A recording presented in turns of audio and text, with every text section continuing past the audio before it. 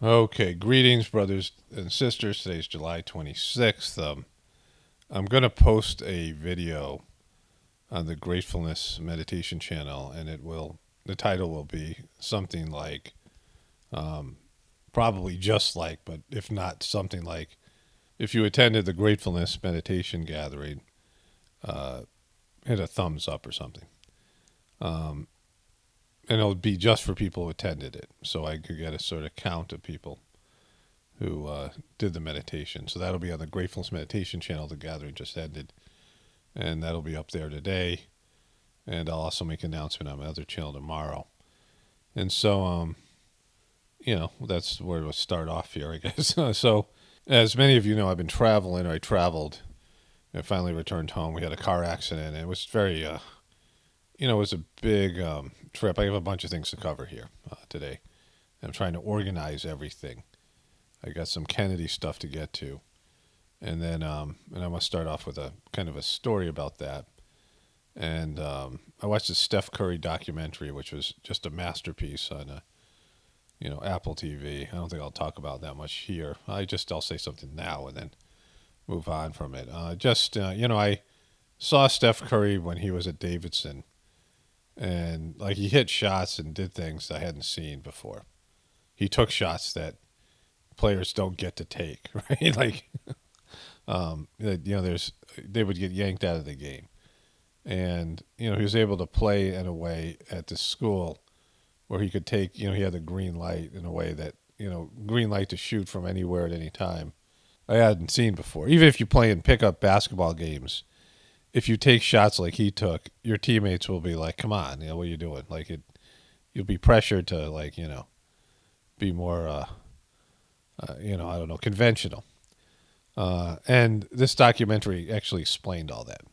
Like I knew a little bit of the story, but it is a masterpiece the way they edited the thing together, the way they wove the different storylines. It's just a wonderful documentary. I saw it once, and then I didn't think my wife would be interested in it because she's not really into basketball. We watched some football stuff, but she loved it. Like it's just emotionally moving and just a masterful. These documentaries are starting to replace conventional TV.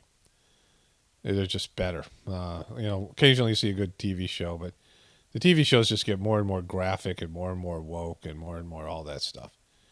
Whereas you see better and better documentaries that are, just they're higher quality content, which is kind of speaks to what we do here. The content on the internet, this social media content, it's just better than conventional content.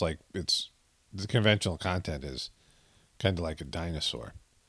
It has to either evolve or it's gonna, disappear forever. And that's what they're fighting against. And Kennedy actually has spoke to this quite a bit. Like I said, traveling, car accident, going through cleaning, what we call cleaning the spiritual, the gratefulness Sajmarg meditation that I do. And then I got a journey series coming up that just is it's going to be like 5 6 hours, I think, and it's probably the pinnacle, at least to this point of the journey series. The stuff to do with the collapse of the Heartfulness organization, which was, I document the pathetic aspect of Daji's, fall from grace, and doing the gratefulness meditation and just breaking away from that, and just when I started when I started to tell my story. If you watched the first 10 or 20 episodes that were shorter, then there was a period in which I realized that Daji had fallen and was collapsed as a human being and gone in a selfish, pathetic, mopey kind of way, and pouty and just this stuff, and turned on the previous master of the system, all these things, and then leaving the system. So there's these time periods that in the jury series, which is now at 113 episodes. So last year at this time, 4 or 5 important long videos I made, and then there was what happened last February, and then breaking away and doing gratefulness, and then now this gathering. Just a lot of like these are the key points, and I don't know, there's been so many videos I don't really which ones are stand out for other people, but these are This is a big one coming up. I'm going to release it on my, um, I release it for my members early, and then probably maybe Sunday I'll put it up here. So just little heads up. And so the stuff to do with Kennedy, I have had a lot of positive comments from people, and I've listened to pretty much all the. My wife and I were traveling, so we got to listen to these things, in the car and together, and she had listened to some of them ahead of time, and they there's these different interviews. The ones that stand out were the Joe Rogan one, the Lex Friedman one. There's a one with some guy, the Rubin Report, I think his name is, and that's a good one. And then the Mike Tyson one was amazing. The Mike Tyson one from 2020 before Kennedy was running.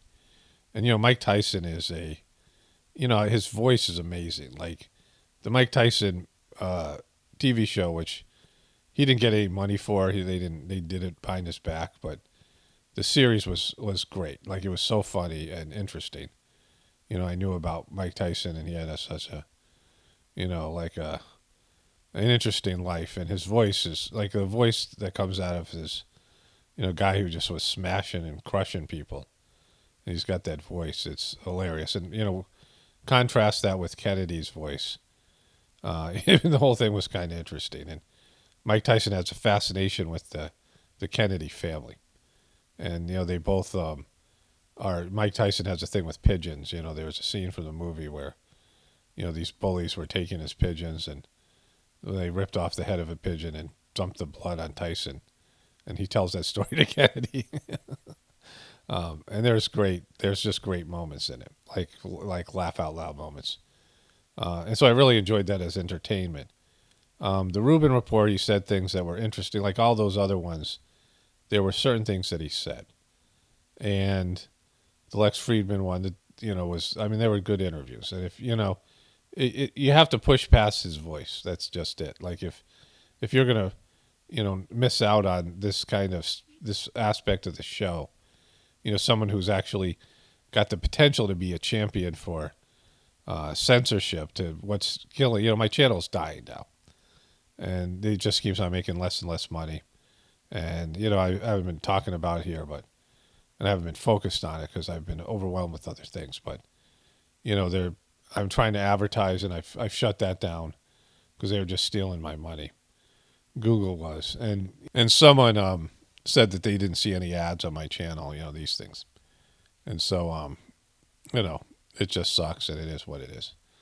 But it's affected so many people here in the truth community, and just the censorship, the shadow banning, just the unfair practices, and it's what these hearings were about. Just Joe Biden and his administration got involved with social media and told them to deplatform and censor people, which is a violation of the First Amendment. Very clear. And so, these are things that Kennedy was one of them. And so this is stuff that's, being brought to the forefront for the first time, the way that we've been treated as a community, all of us in the truth community. And I don't believe in the government or the system. And, Kennedy said something, I think it was in the Rubin, and maybe it was in the Mike Tyson thing. I think it was in the Tyson thing. But he was talking about, not the most recent boop, but, boops in general. And he said it was a $6 billion industry or something, $12 billion industry, which is a lot of money, right? But he said, or even 30 billion, I don't know. But he said that the after effects from the collective boops was a $500 million industry. And, he has data that I don't have access to. If you guys have watched me over the years, I just know stuff. And, I don't have to prove it to you. I don't care about proving it to you. If I did, I would go back it up with scientific studies and, or proving it to anybody. This is a comedy channel and, it's philosophical and, I'm not into, I get the information I need, and I don't need to, get material validation for my takes, my opinions, things that come through me, because it's coming from a divine source that's much more reliable than science, right? But it was nice to hear Kennedy in the sense that he has he comes from a legal perspective where he has to legally prove the things that he's saying. Like he's always in a case where he's, potentially being sued or suing somebody else. Like he's a lawyer, and he's litigated these things, and to litigate them, you need to be able to prove them in a legal situation. Which is, a totally different thing than what happens here for most people on the internet, where we're just, giving opinions. We're not talking about factual things. We're not, there's things that are, not able to be proven, and a lot of them are theories or whatever it is. But when I looked at my father and mother, I saw what the medical system was about. Like I just had this epiphany. This is years ago, before my channel had taken off and any of these things. I could see that the medical system was keeping my dad alive, even though his life had ended years ago. The things that he enjoyed, food, TV, that's about it. Like he didn't really have much of a life. He couldn't even do anymore. He couldn't even do those things. He had digestive issues and like crazy irritable bowel stuff, where he really couldn't eat food. Like his whole thing had been, he had a big pot belly. What he called the labanza, I think someone, he's Sicilian, half Sicilian. And, he, and not a likable guy, kind of a narcissist. Didn't have a relationship with us kids. We didn't like him, right? He was not like that likable. And, he just, the last time I saw him, he was like a human skeleton. I knew he had the irritable bowel syndrome. Like he just was falling apart, like physically. And he was losing weight. He was always kind of, heavy, overweight. And like he was a human skeleton. He looked horrible. Couldn't see, could barely hear. Couldn't, clean himself. He had a nurse come in to bathe him and things. And he was on all these medications, and he was scared of death. And they were just keeping him alive. And it was like really hard to see. Like, just not because I love my dad for whatever that means, but we weren't close and whatever. But just seeing the way that he was, this is what they do. It was they were keeping him alive till the money ran out, right? Till the insurance ran out, and they just drain whatever they can of the family assets, and and then they allow you to die, and they want you to be perpetually sick. So they're not healers. They're saboteurs of your health, right? They're undermining your health, and they're keeping you like there's not any kind of medication that naturally boosts your immune system, which is everything. And, these things all have side effects, all these drugs, and the pharmaceutical industry is there to make money off of your poor health. The medical community, the sicker you are, the more money and resources you put into keeping yourself alive, keeping yourself functioning, even on a psychological level. And then all the side effects that go with it that make you return as a customer.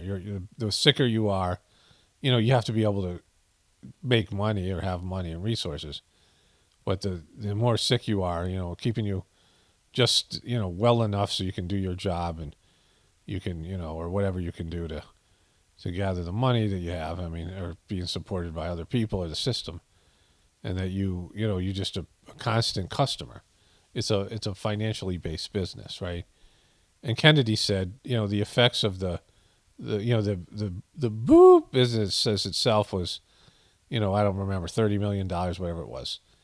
But the effects of a person, the damage that was done to the person because of the boop, the after effects, is a $500 million system.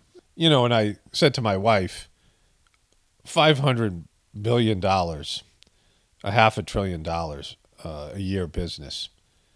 There's no way they'll allow this guy to, change it, or anybody. Like, there's just no way. Like, they're willing to make people suffer and kill people.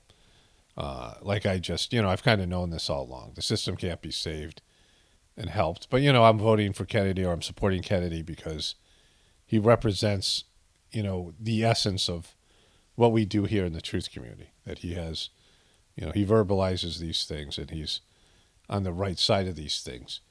And whether he can save a system, or whether he can do anything, or whether they'll, kill him, or whatever happens, it's the right thing to do, because this is his cause, and it's something where very little effort on my part, to support something that, I don't necessarily believe in because people say I'm black-pilled, but I don't believe the system should be saved. I don't believe the system can be made whole or made divinized. But you still have to, try. Like, if there's an opportunity, there was a chance that, like, I knew my relationship with my ex was over, but there was a chance she might change. And really it was not a realistic possibility that she would change and, the family could, be back together or whatever. I didn't want it, didn't like the idea of it happening. I was over it. But it hadn't yet, it wasn't dead. The relationship wasn't it was in a coma and, basically dead, but it wasn't fully dead. But then she, went with another guy, which was, the end of it, which, and then did some hostile things on the way out, which just sealed the deal. And I was free of it. And I was grateful for that, right? But until that point, I had to say, all right, there's still a possibility, a remote possibility. Where there's life, there's hope. That's a Saj Marg saying. As long as there's life, there's hope that somebody can change, that someone might have, even on their deathbed, an evil person, a moment of, begging God for forgiveness or something, a movement to turn in the right direction after a life of evil. Someone can be on their deathbed and come back to God at that moment of panic or whatever. Not a great thing, but at least it's going in the right direction. So yeah, there's that. But in terms of Kennedy, like he's doing what he's supposed to do, like he's following whatever his destiny is, and it aligns with what we talk about here in the truth community, and at least it's it's a thing. It's like a real candidate. But when I heard the 500 million, 500 billion, and I mean, in the scam they got going, and that's just one of the many companies that, the other thing he told the story of Bobby Kennedy's death. I knew everyone knows about RFK, and the stuff to do with all these, the movie RFK and the different theories about his, that are alternate to the official story and the CIA involvement. But Bobby Kennedy, there's a guy Sirhan who's been convicted of his death. But what RFK Jr. said on the Mike Tyson show, which is, I found I'd listen to that again at some point. But he said that that Sirhan discharged all the 8 bullets in his gun, and they were all accounted for, and 6 of them hit other people, and 1 of them missed his dad, and 1 of them was shot into the head of one of his dad's friends, and he was never behind Bobby Kennedy. And Bobby Kennedy, all of the bullets were from behind. But there was a security guard who got hired 5 days before at the hotel that was holding Bobby Kennedy up while everyone tackled Sirhan. All of Bobby Kennedy's entourage and people were fighting Sirhan. 8 people were wrestling him to the ground while he was shooting off these bullets that were hitting people and, various things. And the security guard shot Bobby Kennedy in the back 5 times with a .22 that he later sold to some guy and said, keep the gun on the down low because it was involved in a felony, involved in a crime. This guy had connections to the CIA, and he was hired by the hotel 5 days as a security guard. So he was armed. And, that was CIA, RFK Jr. said him and his family have had a lifelong war with the CIA, and the CIA has kind of won, right? They have, killed everybody, and they're still going strong, and the Kennedy family has been sort of decimated. So for those reasons, I mean, for those of you who are into Kennedy, you're going to be bummed out at some point. Like it's, hope is not the proper emotion here. It's more should be a sense of duty. Like, it's going to be sad, like if he was killed, like it was for his family, and it'll be like, I mean, you see the way that they handled the hearing or they handled the news media. They get caught doing things, the Hunter Biden thing, Jojo Magoo, they get caught doing things I mean, Jojo Magoo is just a mess. He's senile, and he sucked beforehand. But the other thing that he said, I think this was in the Rubin report. I don't know. It's like these interviews to me were worth listening to because, like I said, I know things that I just know, through my divine connection, and I don't have the so-called receipts. Like I don't, I show some things that I show some articles, but the way I know it is through intuition and a divine connection, and my heart being an instrument for decision making and reading what's going on around me in the world from years and years of doing Sizemore practice and being a pattern reading person from dyslexia. I mean, you guys who've been around know how many times I've been right about things with very little knowledge, no expertise in certain areas, little understanding, but I'm just shown what, like God shows me, right? It just appears before me or just comes through me and I say things and it turns out to be right. But I don't put much effort into it and I don't even care about it, so, it doesn't really matter to me unless it's about my own personal decisions that I have to make. And still, I don't, I just know what to do when I do it. But he said something, a few things about, the wars and things like this that, that made more sense. And what he said was that the people surrounding Joe Biden are the old neocons. And he listed the names, and I didn't even know these guys were involved in his administration. I didn't know Blinken was a neocon. But the neocons thought that they were going to take over Russia and that Russia was weak. And now they're realizing that they were wrong. Just like they were so disgraced after the Bush wars, they went into hiding, so to speak. But I think they made some kind of deal with Joe Biden to help him get elected, and they sabotaged, him and on Fox News and with the Republicans, right?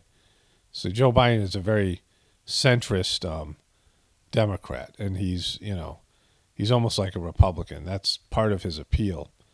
Even though, people say they don't vote for him, the Republicans liked him more than they liked other Democrats because of his, stances and, his being so weaselly and, riding, both sides of the fence, these kind of things.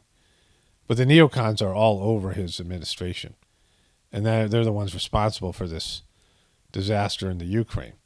And then that made total sense to me because they're puppeting him, right? They chose a puppet. They chose somebody who doesn't know what's going on around him, and he's just going to listen to his advisors and be handled. And these neocons who had failed so much with Iraq and Libya and these other countries, destroyed all these countries.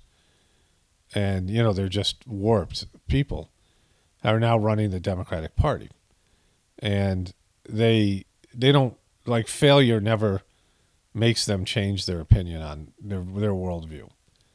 And, so that was very interesting to hear because it made so much more sense. That's why they're trying to keep Joe Biden around because somebody else wouldn't be a, complete mindless puppet. Like Joe Biden can't make his own mind, can't wipe his own ass, right? So they're, they got a guy who's like Reagan was at the end of his life where they can just run their agenda through him and he's going to take all the heat and they can do it from the shadows, and this kind of thing. So that was all interesting. But let's get into it here. I got all these video clips. There's one of Joe Biden. Let's start with that one.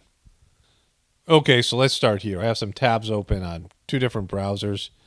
I'm going to get through some headlines here first, and then move over to, I got some video stuff to get through.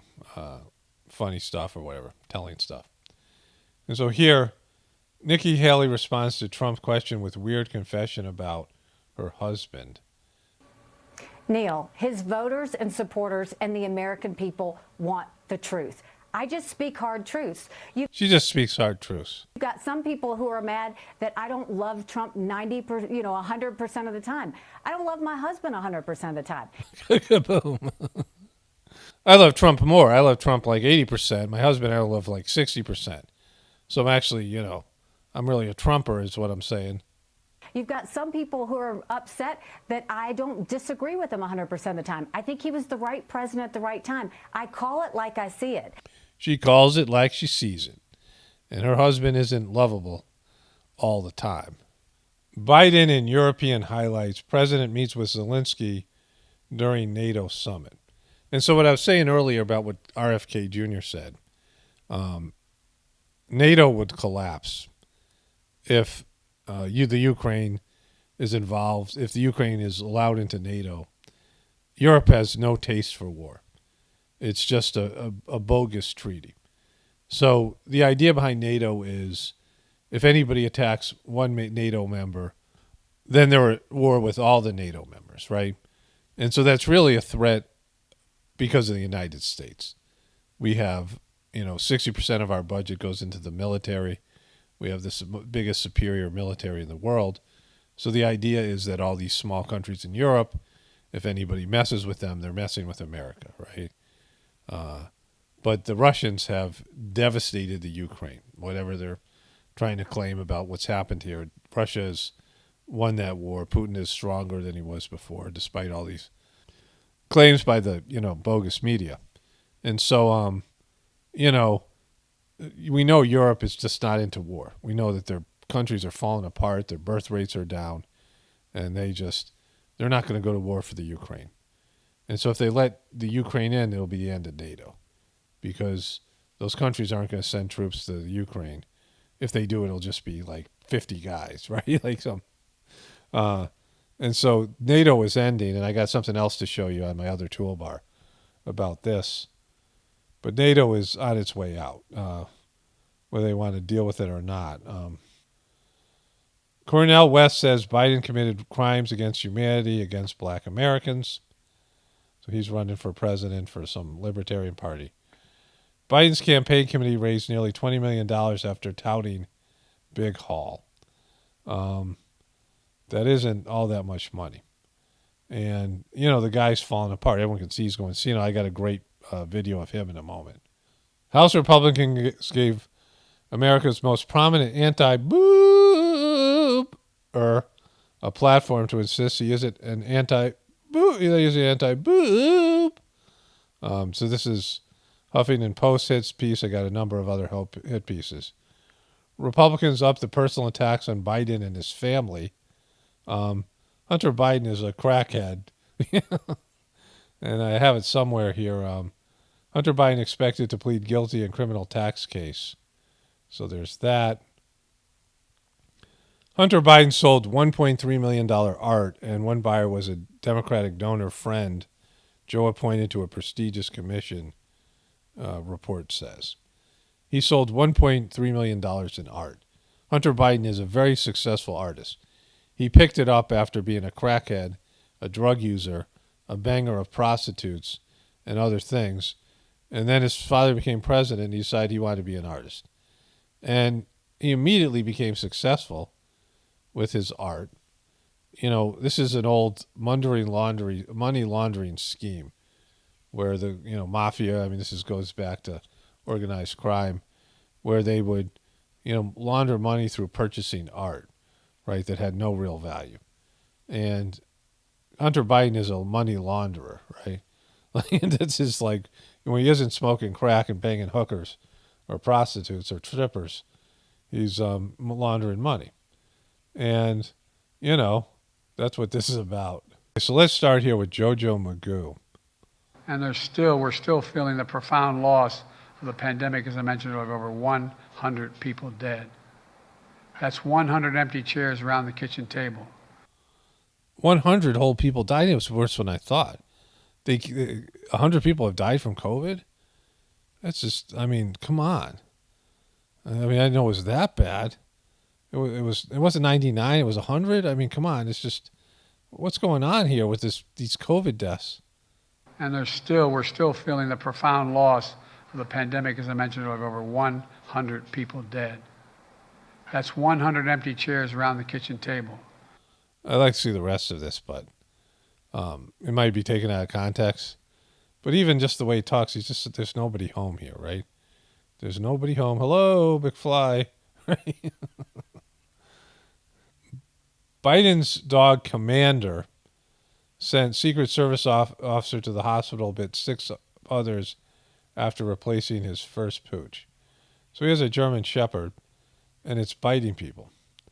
And they're not putting it down because he's, Jojo Magoo.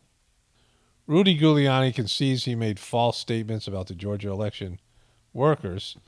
He was America's mayor, and then his face melted, and Trump screwed him over, and that thing happened.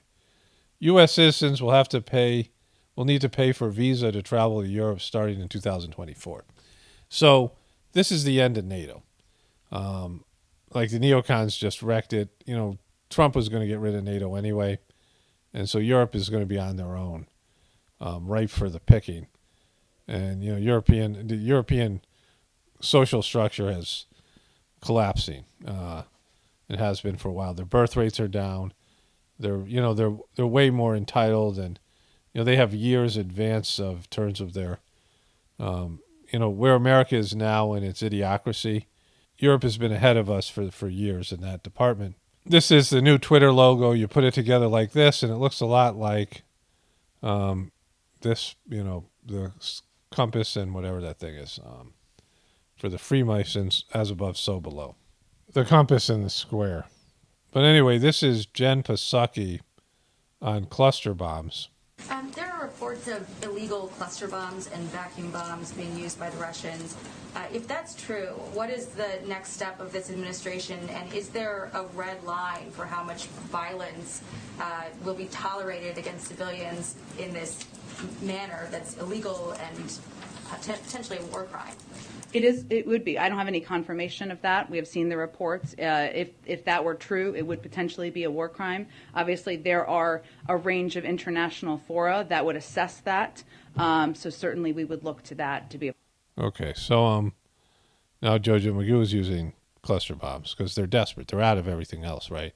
America has drained our own munitions. We've given, I think it's close to it's over $100 billion to the Ukrainians, who are dying at a rate that's, according to Kennedy, 7-1.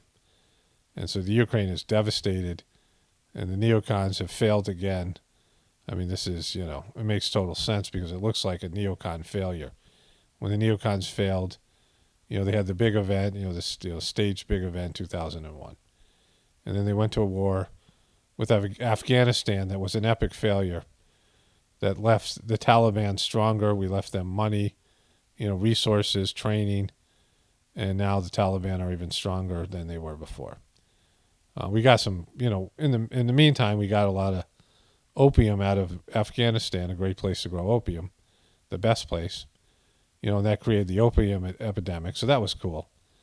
And then Jojo Magoo droned 8 kids, civilians, on his way out in that embarrassing war. Then there was the war with Iraq that killed 100 million Iraqis, left Iraq devastated.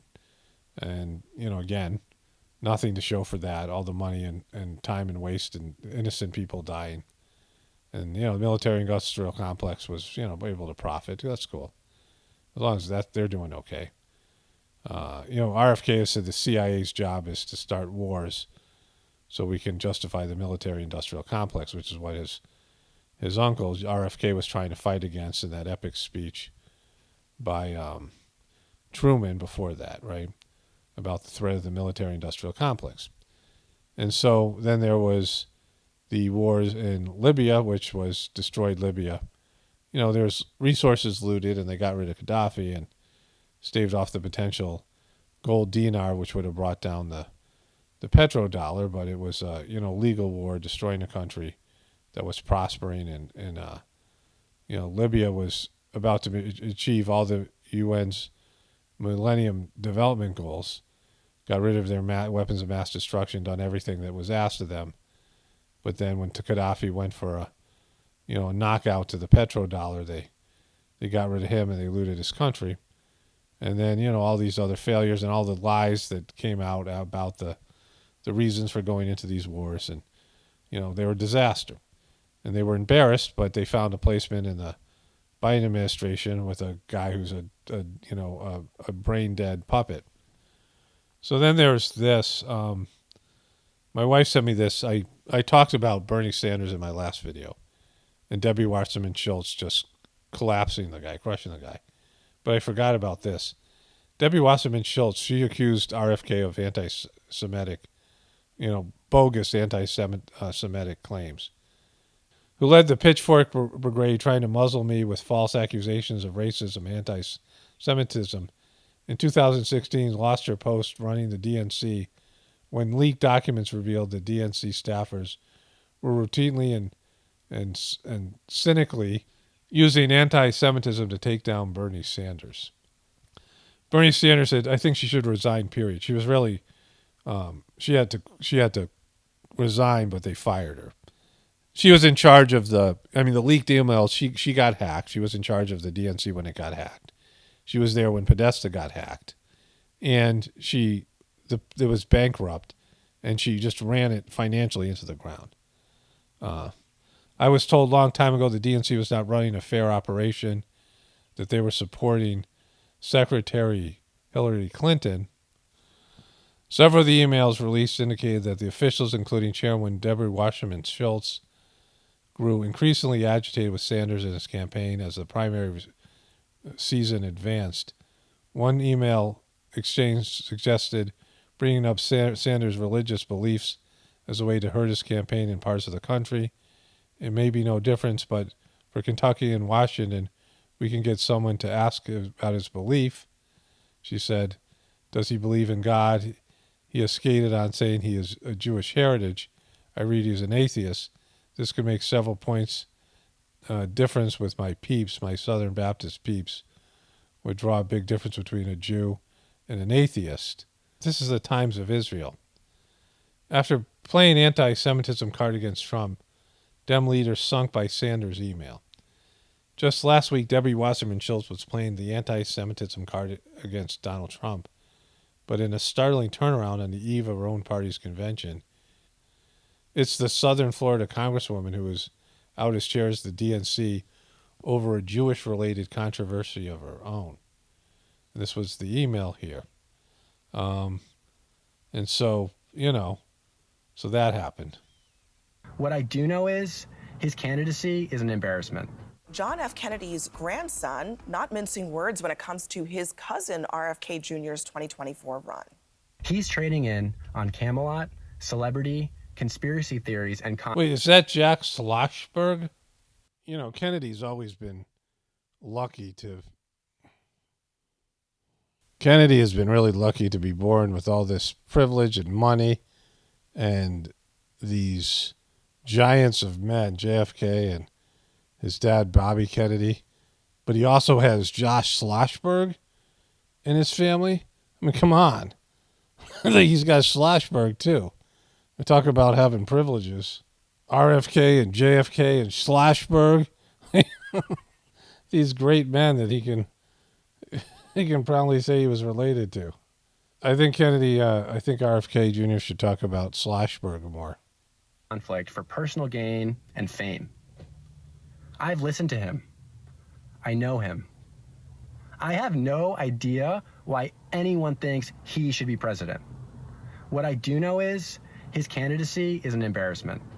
Jack Schlossberg took to Instagram to blast Robert F. Kennedy's constant stream of misinformation, and he endorsed Joe Biden.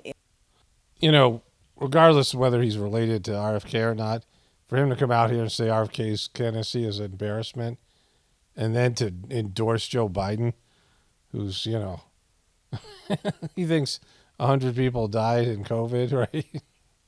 Died from COVID, amongst, just a horrible career of gaffes and stupidity and groping, snoozling, sniffing. But, he's great. So here's Kennedy when he was younger. This is what he sounded like when his voice wasn't completely wrecked. An asthmatic kid breathing for air. They don't make the connection with this White House's policies and the money that they took from corporate polluters. And I'll give you a couple of examples about the profound diminution in quality of life. I think his voice was starting to go then, but it was a little bit better. What RFK said he would do on censorship. Collapse. What first This is from the Rubin report. of all, on day one, I'm gonna issue executive orders forbidding any federal agency from engaging in censorship activities or recommendations or contacts with these. Which if that was going to happen, that would be great for me, right, and the rest of us. Where YouTube couldn't do what they're doing, shadow banning people. It would restore all the ways that YouTube was in the past. Companies regarding posts that they don't like. There's, of course, things that should be removed from the internet, but it's unprotected speech. Mm-hmm. Pedophilia and inciting violence and those kind of things you can censor without violating the First Amendment because they're fraudulent. Right. They're illegal. Yeah, they're illegal and they're not protected by the First Amendment. But otherwise, I'm going to order them all. Not only am I going to order them to stop censoring, but I'm going to basically reinstate the Smith-Mundt Act, which has been effectively Obama got rid of that. Just forgotten about and abandoned, that forbids the federal agencies from propagandizing American people. So that's a big thing. So those are two things: censorship of people. Again, I would be stunned if he was able to be elected and do these things. But at least open up the floodgates of our ability to speak truth to power on the internet, and then get rid of the propagandizing of, that's the CIA putting out news pieces and things like this. I'd be shocked if he was allowed, or he lived, they didn't take care of him or get rid of him, whatever. But at least these are positive policies. So then 2 more things to get to today. There's a lot, I just have all this stuff I have to go through. There's more stuff on the QB connection to the I got a comment to get to, like maybe tomorrow on my other channel, to do with the QB connection with the Sound of Freedom. I kind of want to move away from talking about that, but I had one more thing to do on that. So sort of a sideways thing. This is Jen Psaki looking very much like a dude here. And it's Scam-A-Lot. Well, Republicans seem to have a new favorite Democrat. Ooh, you're being sarcastic. It's your favorite Democrat. You're being condescending, right? Robert F. Kennedy Jr. and his long-shot presidential run against Joe Biden have become something of a fixation in right-wing circles, bit of an obsession. Leading Republican candidate Donald Trump has openly praised him. Fox News has dedicated a considerable amount of airtime to him, raving over everything from his workout routine to his family name, yes, Fox and the Kennedy name, and how he is, quote, polling so well against Joe Biden, even though, just as a side note, he is around 50 points behind, and that gap is apparently widening as people get to know more about him. But no, you guys are trying to sabotage the polls. I looked at the polls, and he was down to like 6%. But then there were other polls that came out that were more accurate, that had him, going up after he's going up at the polls because they were ignoring him. Now there's multiple hit pieces. There's one by Dana Bash, which I probably won't get here today, on CNN. And there's another one I'll get to today with the Hammer guy. But he's being talked about more and more by mainstream media in a negative way. And so that means they've gone past the ignoring strategy, which is the first one. That's what they did with the truth community. That's what they did with Trump in the beginning. Ignore, pretend he's got no chance. Don't even take him as a serious candidate. And then they try to trash the guy. That's phase 2. And his popularity is going up. Like, in terms of his popularity, the more he talks, the more he's out there, his popularity is going up against Trump and Biden. And so, then there's phase 3, right? Which is, there's different phases, but they're in phase 2 now. The first phase is ignore. The second phase is to trash the guy. The third phase is they'll try to take him off the Democratic ballot. Any number of things. They could go after him criminally. There's all kinds of ways that they'll now, turn into a hostile relationship. The deplatforming and things they were able to do in the past, but now as a candidate, they can't do that. And so they got, and it's all up in the air now it's out there because of the hearings and the censorship, even though they're ignoring it. They know that it's being scrutinized. There's less censorship right now on the internet because of, it being brought to the forefront, and because of what's happened with Twitter, with X, with, the stuff with Musk and, putting out the stuff with the election, the Twitter files. Fox has published more than 80 articles and videos about Kennedy since he launched his campaign in April. And just to put that in perspective, that kind of expansive coverage is usually reserved over there for woke Mickey Mouse, communist Barbie, and other topics along those lines. And more coverage seems to be coming. Sean Hannity is going to host a town hall with RFK Jr. this week. Even Republican lawmakers love this guy. When RFK Jr. testified this week at Jim Jordan's latest hearing of the so-called Government Weaponization Committee, Republican member Chip Roy gave him a special introduction.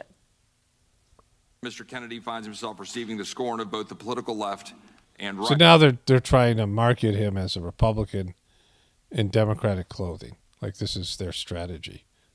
They're so far, there's so many people that get their information from the internet, and no one's watching MSNBC. It's like I don't know what Psaki views are, but it's negligible, right?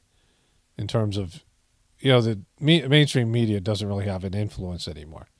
They're no longer influencers. It's the older generation of people who, are already pretty much going to do what they're going to do. Right. Because if one dares challenge the orthodoxy of the powers that be, then one is their enemy. As a graduate of the University of Virginia, Mr. Kennedy no doubt knows the following quote: For here we are not afraid to follow truth wherever it may lead. With all this talk of challenging orthodoxy, which, by the way, orthodoxy, I think he means science. I think he means science. He doesn't mean orthodox. He means science. The science, a religion of science. I think he means science. Kaboom, Psaki. It really makes you wonder, what is it that Kennedy stands for? It really makes you wonder what Kennedy stands for. It's like she's a, spokesmodel or something. She's so artificial and plastic. Look at what's behind door number 2. She just sucks so bad at her job. The right so head over heels for him. Is it his years of work as an anti-vaccine advocate? His repeatedly debunked claim that vaccines cause autism?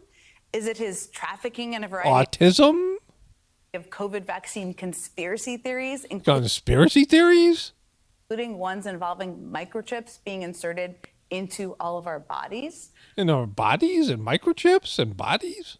Are they fans of his recent comments that COVID was, quote, ethnically targeted to spare Chinese and Jewish people? Or is it his assertion that antidepressants like Prozac have caused the rise of school shootings in America? Obviously completely insane and not true. Completely insane, even though that antidepressants and psychological medications have suicidal and violent side effects, right? Distorting reality. I mean, we know that. Like there's of the various medications that are related to, most of them are psychological medications, but there's 200 medications. There was an article I showed you, mainstream article, that 200 medications had suicidal ideation and or depression as side effects. So there's 200 medications out there, popular medications, that are making people depressed, and kids are taking these medications, and or suicidal. I mean, in droves. And so, it's not crazy to think that, right? Like, it isn't like that comes out of nowhere. Like, the way they make this sound, oh, that's crazy. Or that Wi-Fi causes cancer and something called leaky brain, whatever that may be. Or is it his claim that chemicals... So what does Wi-Fi do? Like, Wi-Fi is 5G is millimeter waves, 4G is microwaves. We know what microwaves do. Millimeter waves are even more powerful. There are microwave weapons. We know what a microwave does in terms of cooking things, right? And we're getting zapped by this low dosed, low doses of poison is still poison. And, there's no studies out there that you can find and articles about the effects of Wi-Fi. Like, it has to do something. It has to have some environmental impact, right? It's carrying energy and data, and we're made of water, and we have electricity in our system, and so it must be doing something to us, right? It goes through walls. I mean, we know what X-rays do. If you have too many X-rays, you get the health effects from having too many X-rays, and this you're getting X-rayed in a sense all the time, like things are passing through you, getting bombarded. NASA called it being bombarded by these signals, right? They were talking about it as being a weapon. In the water could be turning kids transgender. I couldn't even cover all of these outlandish, crazy claims. Well, that was done by a liberal black scientist for the University of California and covered by Democracy Now!, who did a study on a chemical that's banned all in Europe, right? Atrazine. And so that's science there, Jen. Remember when you said science? That's science. Jen, it's science. It's science, Jen. Jen, go drop some more cluster bombs. Oh, it's okay when Biden does it. It's in Pasuke. Because we need to continue with our show. But RFK Jr. has a long list of them. And I'd like to know which ones make House Republicans so eager to platform him. Or maybe it's really not about what makes Democrats so eager to deplatform him? Right, Jen? You deplatformer, you. RFK Jr. at all. But instead about Joe Biden. Like that saying goes, the enemy of my enemy is my friend. That may make more strategic sense, but it would be incredibly cynical if Republicans were elevating a conspiracy theorist who spews false and inaccurate lies, some that could even be damaging to the public and public health, just to create trouble for their political opponent. I mean, that would be a leap, even for the right, to embrace a candidate enamored with conspiracies, just as a means to advance their own political objectives. You mean when you guys embraced Liz Cheney because she was attacking Trump? Like, you guys would never do that. Like, you guys loved Liz Cheney. You loved her for years when she was a conservative, when her dad was running the neocons and these illegal wars. You guys loved her. You guys couldn't get enough of Liz Cheney. You supported her for years. You just made it public when she went after Trump, but you secretly supported her and loved her. You just didn't tell anybody until she went after Trump, and then she was your hero. Like that kind of thing, Jen? Is that what you're talking about? Psaki? Like, she's so bad at this. Was she this bad as the press secretary? I mean, she's so like self-conscious and like artificial and just tight. And I mean, this is not a job she would be doing if she wasn't, an insider. They've never sunk that low before, or have they? Do you accept that President Obama was born in the United States, is not Muslim? I really don't know. His father was with Lee Harvey Oswald prior to Oswald's being... Okay, so that's Psaki, and, and she sucks. Okay, so before we get to the hammer guy, I haven't seen this yet. The hammer guy is, stop the hammering. The hammer guy is going after RFK Jr.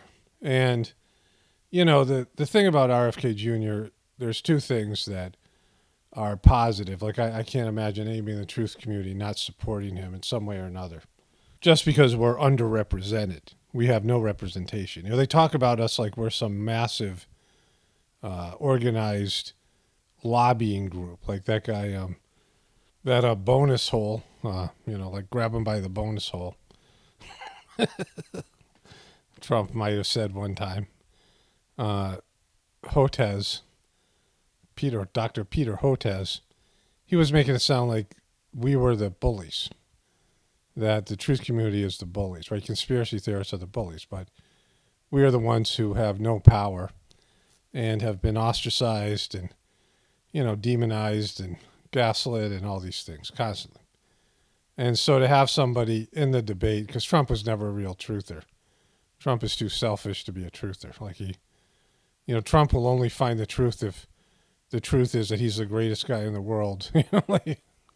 And that's the only truth that Trump can accept, that surrounds his greatness. But in terms of RFK, he verbalizes the truth narratives, and they're doing him like they did us, or they're doing us, right? They're treating him the same way. And let's say he was some shill that was just put out there to rope in the truth community to get support. Well, that would be a win for us, because if they were actually doing that, if they were activating some sort of asset to win over the truth community, that would mean that they recognize that, we have numbers and power and influence that they have been unwilling to admit up to this point, right? That there's basically a majority of truthers out there. And so no matter what, we win, because, the worst you're going to get is Biden or Trump again, or one of these other clowns. I mean, they're all the same. They're all puppets and whatever. So either RFK is different or they whack him or whatever happens. It's just, we'll see how it all plays out. It's something new that we haven't seen before. Somebody who is, aligned with our beliefs. Now, no one's going to align 100%, and, he's going to have his things, and he's a Democrat and a Kennedy, and he has a different experience, but at least he sees things in a similar way. He has a similar way of, deciphering information, whereas other people, it just becomes they're clueless. They just go around, do what they're told. There's so many NPCs in the world, and it's getting worse. This video is a little bit, as of right now, I haven't done the editing yet, or disorganized, because I was just kind of all over the place with my tabs, and it's like what happens when you travel and you get behind and things like that. But I'm seeing now that before I could find 3 or 4 videos where they were the more obscure, low-rated. They all have low ratings on CNN and MSNBC, but they were more obscure shows that are less watched. And now they're attacking them across the board. And that's just since the hearing. And I don't know if it's going to continue, but it's a different strategy. So it's getting closer and closer. And Jojo Magoo just came and, the guy he's just, I can't see them running him. They might. Like I said, he's a perfect patsy, because he'll just do whatever he's told. He has no ability to decipher things himself, and he was always a shill anyway. So he's completely controlled. To say he's even the president is, it's embarrassing to even think that, because he's just rolled out there once or twice a day, and they give him something to do, and they tell him, he's in charge, and they just, run the, he has probably no idea about the policies that they execute. They just tell him what to say if he's asked certain questions. And, they cherry pick the reporters and the questions that he's asked. So for the most part, he's just, completely just a figurehead. He's the Reagan in him when Reagan had Alzheimer's. And it's a dream come true, because imagine if you could be president and you weren't a president. You didn't have to take responsibility for anything that was done. You could just tell the president what to do and he would do it. Right? And then whatever happened, if there was failure or whatever, it would be on him. And you could just orchestrate the government the way you wanted it without ever having to take responsibility for what ended up happening, right? And so that's what the neocons, the shadow government now has with Biden.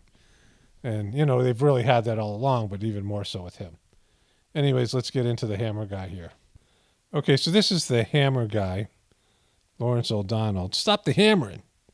Gotta stop the hammering. And let's just run it. Let's just run the whole meme right here. Demanding to know, where's Nancy? Stop the hammering out there. Who's got a hammer? Where is it? I don't know. Where's the hammer? Is it on go up on the other floor? Somebody go up there and stop the hammering. Stop the hammering. Call Griffin. I don't care who the to call. Stop the hammering. Empty out the goddamn control room and find out where this is going on. It's either there, or out there somewhere. Out of control.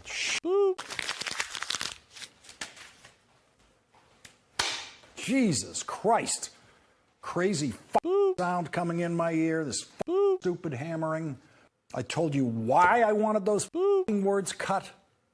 It just sucks. It sucks to be out here with this out of control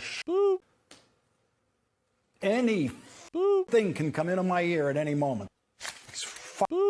things. How do you say this guy's last name? Demanding to know, where's Nancy? It's funny. I got to do it every once in a while. One of the funnier memes I have. And so Lawrence, RFK Jr.'s lies as White House GOP witness, as House GOP witness, have a Trumpian echo. See, he's crapping all over RFK, but he can't forget about Trump, right? So he's got to tie them together. Was Edward Moore. With his qualifications, with your qualifications, Teddy, if it was Edward Moore, your candidacy would be a joke. But nobody's laughing.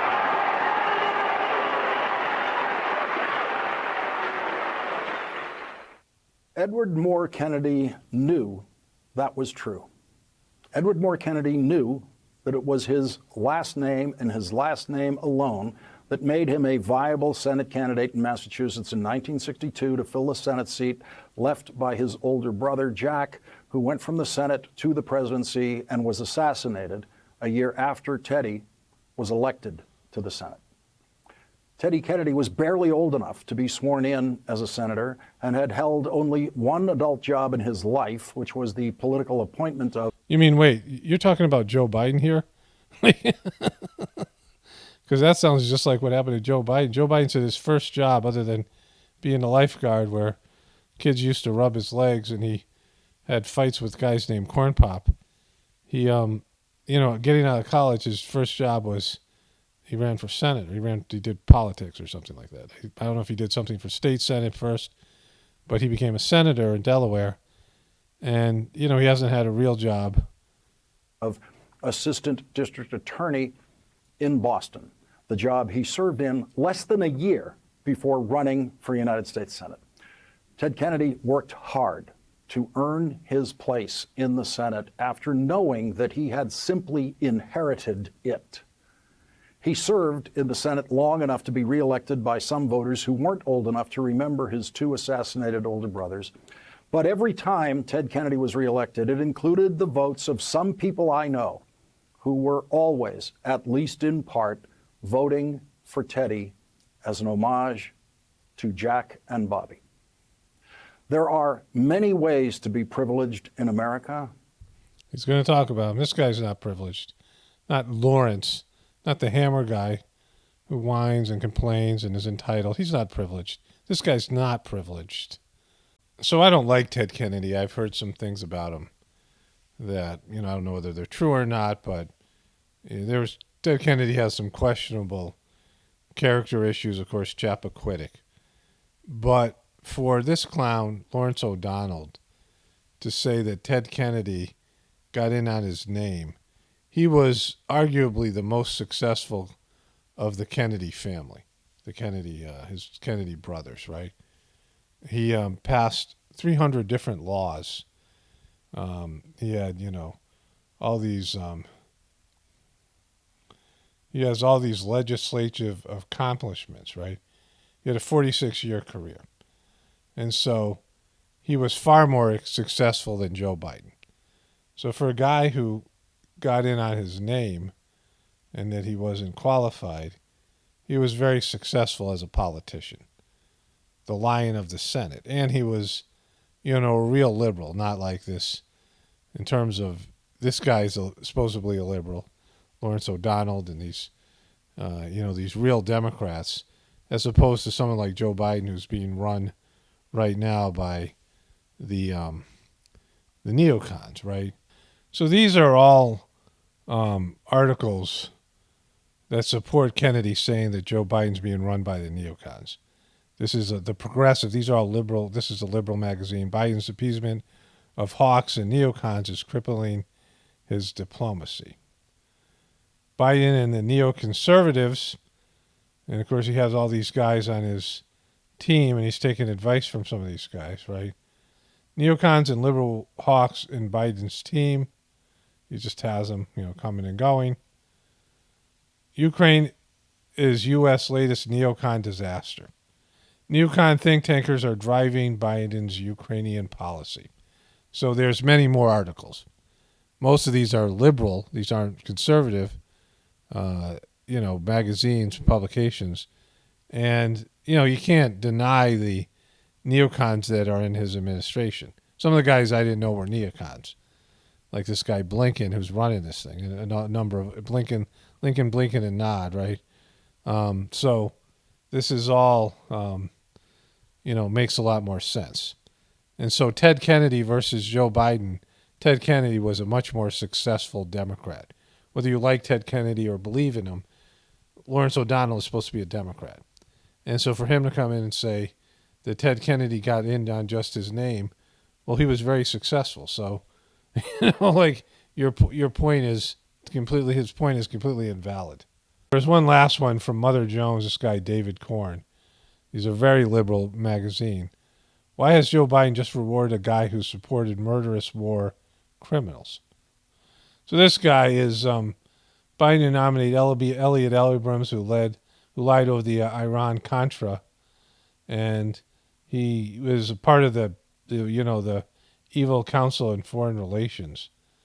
This is one of these, Democratic war hawks. And, he's putting in all these guys. That's who Joe Biden put in his administration. All the failures and evildoers and pro-war MNFers and things like that. But there is nothing quite like Kennedy privilege. Kennedy privilege. Most Kennedys live quiet, responsible lives. It's like he's talking about gnomes or something. There's no privilege like gnome privilege. Most gnomes, they're good gnomes. They're not on the public eye. Some of them married Schwarzeneggers. But some of them are conspiracy theorists. Without ever seeking public office or seeking the spotlight in any way, many of them have done and do admirable work.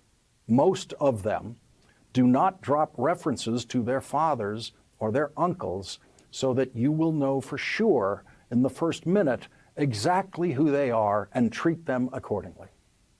Ted Kennedy. That's not what happened here.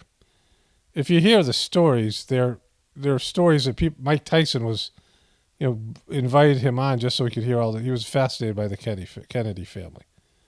And a lot of it's very interesting.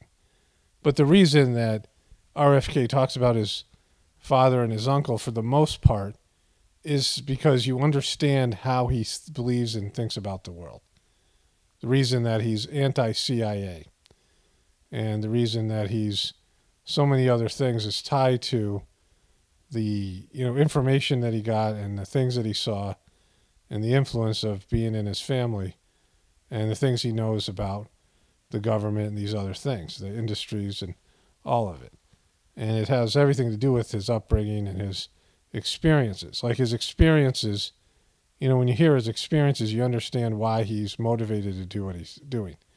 And that's why people need to be at least a little transparent of, what shaped them, what motivates them. I mean, every politician should do this. And the other ones can't because they don't believe in what they're selling. They're just told, this is your platform. You sell this to the American people because this is what you're going to do when you're in office. Or you lie about these things that the American people want to hear. And then when you get into office, you're going to do what we tell you to do. Right? So it's not a legitimate, organic candidacy, which at least RFK certainly has compared to the rest of these guys. Kennedy chose two simple adjectives to describe his second assassinated brother in the eulogy he delivered in St. Patrick's Cathedral for Senator Robert F. Kennedy in 1968. Good and decent. Those two adjectives apply to many members of the Kennedy family, including the Kennedys, who oppose the work of and the presidential candidacy of Robert Kennedy Jr., who testified to a Republican-controlled House. Most of these gnomes are good gnomes. Most of these leprechauns are good leprechauns. And they're good and decent, just like Bobby Kennedy and JFK were. They were good and decent, but not this guy. This guy's a conspiracy theorist. I'm going to tell you all about it in a second. He believes in conspiracies. He's a conspiracy theorist. Committee today solely and entirely because of Kennedy privilege. Here is the first sentence of the adoring and long introduction of Robert Kennedy Jr. today by a democracy-denying Republican member of the House who voted to overturn the results of the last presidential election. Thank the chairman. Robert F. Kennedy Jr. is the son of a former Attorney General Robert F. Kennedy and the nephew of America's 35th president, John F. Kennedy. When Robert Kennedy... See, when he said that about the guy wanting to overturn the election, we now know, because of this House hearing, that for 11 months before the election took place, almost a full year, they knew about the Hunter Biden laptop, which would have torpedoed Joe Magoo's candidacy. He was done. He couldn't do it, right? He's he would have been unelectable if the laptop story had been taken seriously by the media and everyone else. The FBI had acknowledged that the laptop was real. It was Hunter Biden's, and everything on it was being leaked out there, and people knew about it. And even Trump didn't use it properly. Like Trump, knew about it, and I don't know what his motivation or what he did or didn't do, but I knew what he didn't do was really make it an issue. And so it's an illegitimate election because the FBI and other agencies in the mainstream media conspired to keep that story from breaking. So they did things that were against what their jobs are, whether they're legal jobs in the FBI or their ethical jobs in the news media. They should have ran that story, but they suppressed it. And the censorship in which they engaged in is criminal and anti-democratic. And they weren't allowing people to get narratives and stories that would have changed their opinions of the election. There's polls out there that demonstrate that they wouldn't have voted for Biden had they known about Hunter Biden. And they're not going to vote for him now. They can't do what they did before. And so this guy, right, you saw the hearing, and you know this as well. He knows what I'm saying. They know the Hunter Biden laptop was real. They know it rigged and fixed the election. Amongst other things, they rigged the election against Bernie to start with. Biden shouldn't even have been the nominee. He's incompetent. He's mentally deteriorated. He poops into Penn's diapers. I don't have confirmation of that, but I'm pretty sure. Jr. began speaking in the hearing today. It took him less than a minute to mention his father and his uncle, President Kennedy. Censorship is antithetical to our party. It was appalling to my father, to my uncle, to FDR. Yeah. So you don't agree with that? You don't agree with, so you're pro censorship, right? Because you suck, right? You can't carry an audience. You can't compete against truthers and, legitimate or just anybody on social media that has quality content. You can't compete with them. You suck. Your network sucks. You're a tool. You scream like a little bonus hole when you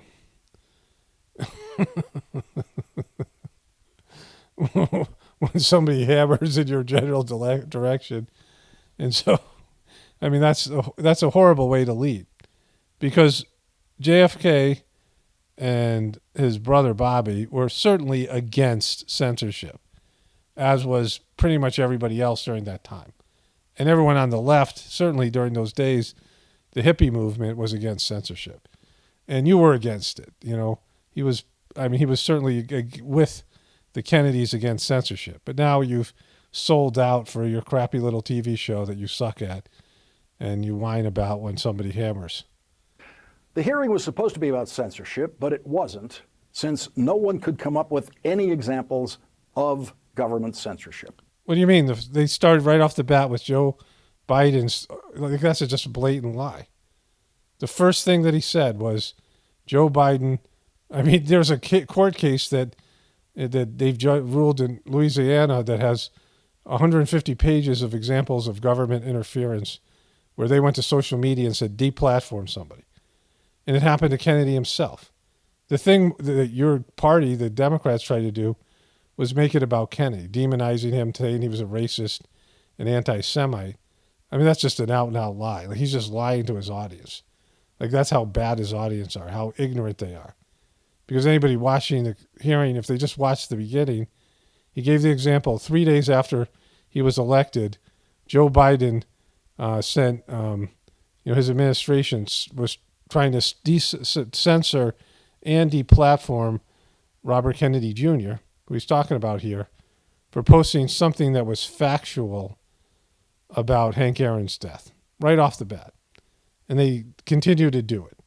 And they openly talk about, Jen Psaki, who's on your network, openly talked about and said, when she was asked, why aren't you guys doing more of this? She said, we are doing a lot, right? And they were even doing more than she admitted to. But they were being pressured by the media to do more censorship because you guys can't compete. You guys can't compete with social media because you suck. You suck. The big, giant, colossal cursor knows how bad you suck. Robert Kennedy Jr. knows nothing about censorship and obviously has no idea how much the American news media operated under strict government censorship during FDR's presidency. The FDR who Robert Kennedy praised today. I mean, this guy is just, he had to watch the hearing. So he's just coming in and bald-faced lying to his geriatric audience, all of our wearing Depends themselves and, don't have the capability of using the internet and finding out this guy's a complete tool, right? Stop the hammering. Who expert witness Robert Kennedy cited as a staunch opponent of censorship. During World War II, President Franklin Delano Roosevelt was missing from the White House for great lengths of time, and the question of where he was not allowed to be asked or answered. Sometimes he was just away from the White House trying to recuperate from illness. At other times, he was on secret missions to meet Winston Churchill and Joseph Stalin. And once, he went to Hawaii, where everyone living in Honolulu could see the president being driven through the city for a couple of days, and no reporter in Hawaii was allowed to report that the president was there. Oh my God, the censorship. It was so bad then. Imagine if they had social media back then. There was no law forcing the American news media to obey the censorship imposed on them by President Roosevelt in World War II, but they all lived by it. It really was government censorship.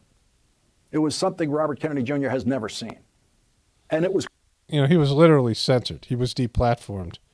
These social media giants. We know it. Like, it's documented. This is how bad they're lying. It's just pathetic, right? I mean, just a pathetic shill out here.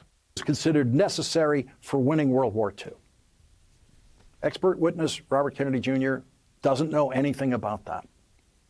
He is not very well educated. He has some fancy-sounding schools on his academic resume, but he has confessed that he was addicted to drugs during most of high school, all of college, all of law school, and during his very brief term as an assistant district attorney in Manhattan, where he was... So he's suddenly against drug use, which, Bill Clinton, obviously, he kind of admitted to drug use. Barack Obama was an avid pot smoker and God knows what else. And Jojo Magoo had to use something because he's clearly he's suffering the after effects of bad living. And this guy is a hippie guy, right? He's this Lawrence O'Donnell grew up in the hippie period, and he's a liberal Democrat, but all of a sudden he's against drug use, because this guy, but when he does it, it's bad. The rest of the Kennedys, the rest of the gnomes are great. Was given that job by a friend of his father and his uncles. The job in the district attorney's office ended badly when Robert Kennedy Jr. flunked the bar exam and then was arrested for possession of heroin, to which he pleaded guilty. I was in a class. He talks about his drug use in the interview with... I want to say Lex Friedman, but it might have been the other guy. He talks specifically about he had good self-discipline and, he could just give up anything else. He gave up sugars, he gave up, whatever it was. But he had difficulty giving up drugs, and he had like a divine intervention and a spiritual experience that helped him give up drugs. He says the one thing he couldn't beat without God's help. So he's very, open about it. Like he talks about it regularly. He said to his wife, he has so many skeletons in his closet, he was never considering running for public office because he thought they would all be an issue. But they're not, because he's a conspiracy theorist, and that's way worse. Right? Like all the drug use, all these things, all the skeletons, the Kennedy issues that they've had in their family, which, he dispelled in the Mike Tyson interview. He said that there was a guy for the CIA whose lone job was to ruin the brand of the Kennedys. And that, there was this story about the mafia that RFK and, Bobby Kennedy went to the mafia and had them rig an election in Chicago and somewhere else. And that was the only way that JFK got elected president. And the mafia guy that he was supposed to work with, they got into a heated debate. He grilled him in the Senate floor. Bobby Kennedy did. And they hated each other. And, and so RFK Jr. is like, my dad and this guy never got along. They hated each other. They would never have worked together. And so, it doesn't make any sense. He knew that these were lies. And the other thing he said, his father was, they said that he was a bootlegger and he was, selling illegal alcohol, and that's how he made his money. So that's just a CIA smear, right? So, there's elements of this. These guys all just repeat those things. The CIA puts out these disinformation profiles and things, which we all know about here in the truth community. With Robert Kennedy Jr. in college, small classroom, about a dozen or so students. Sometimes I sat beside him. I didn't know him. I don't remember speaking with him. When I saw him... So you went to school with him, and he was a Kennedy, and you didn't notice him at all. Like he was Bobby Kennedy's son, and you're a lifelong Democrat. I felt nothing but sadness, his and mine. He was just a few years away then from the night his father was assassinated. I grew up in a Boston neighborhood of Dorchester, where his grandmother was born. Boston Irish Catholic kids my age grew up adoring President Kennedy and then being crushed. He's savage in his own here.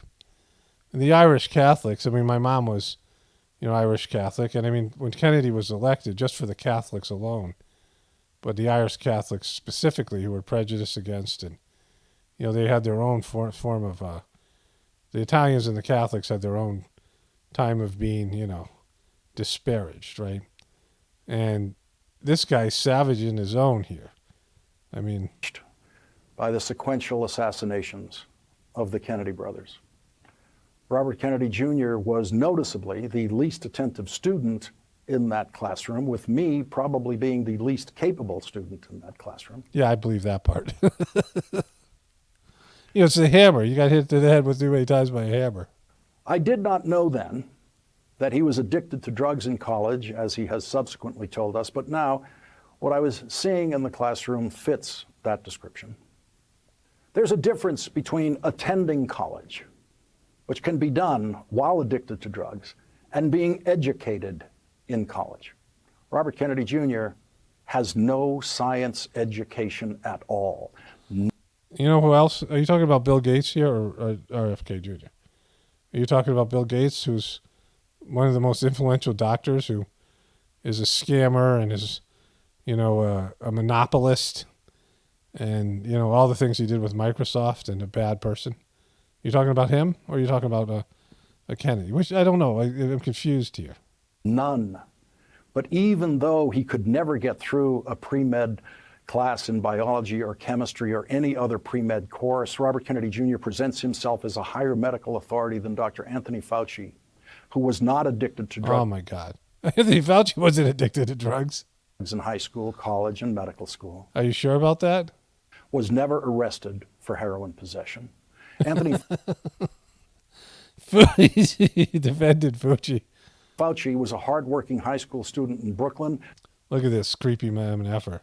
Look at this pedo. Look at here. Like, you trust this guy?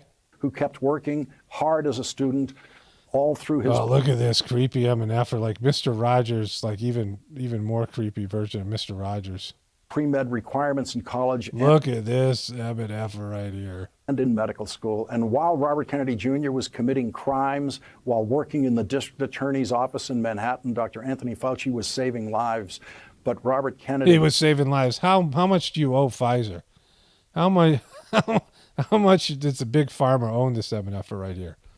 With Kennedy privilege, believes that allows him, that Kennedy privilege allows him to grab microphones and denounce the work of scientists, physicians, and public health. Oh, my God.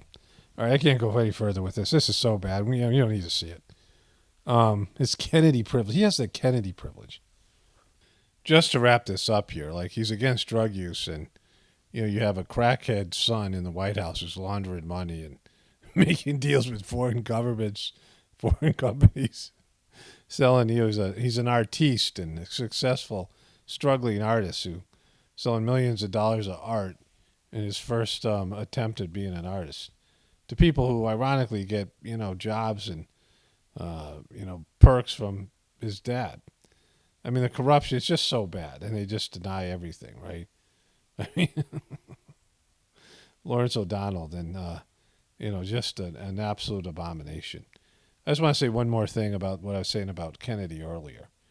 For me, I don't have anything to lose because, I believe that we're effed. Not effed because I think it's God's will that this abomination of a system go down. And I don't know when it's going to be, and I don't know how long it's going to last. I don't know if it's going to be quick. I don't know exactly how it'll play out, but it's going to happen. You can see it just has to happen. But in terms of politicians and things like that, I've already given up on all that. So me supporting Kennedy, if he ends up being a shill or, whatever it is, it's not going to affect me. People are really hesitant to be wrong. But we have nothing to lose. The system is, we see where the system is going in its current trajectory. It is, we know what's going to happen. Anybody can see it. And so, Trump obviously couldn't do anything. And his entertainment value plunged. But Kennedy will have a lot of entertainment value moving forward. I mean, he's going to be under attack, and there's going to be, And the truth is coming out. Kennedy's pulling the truth out of this thing. They're pulling the truth out of how bad the Democratic Party is, how willing they are to lie and make things up and pretend things that they're doing are okay when they're so obviously wrong. So there's that. And then what the Democratic Party will do to exclude him and to rig the system and be shown as anti-democratic and that they, rig elections and all these things. Because, that's what they'll have to do. So like I've said all that. When you give somebody your heart, I guess that's the biggest thing when you give someone your heart and they screw you over and, whatever. And that's painful, but you have to do it. You have to give people your heart or whatever. And you don't do that with a politician. Your politicians shouldn't be your heroes. You should have saints and, higher developed souls that you can inspire to be like. Politicians represent, a systemic change. People who can come along and, make the system better, whatever it might be. Or help with the checks and balances and reestablish dharma, duty, reestablish the, divine order of things.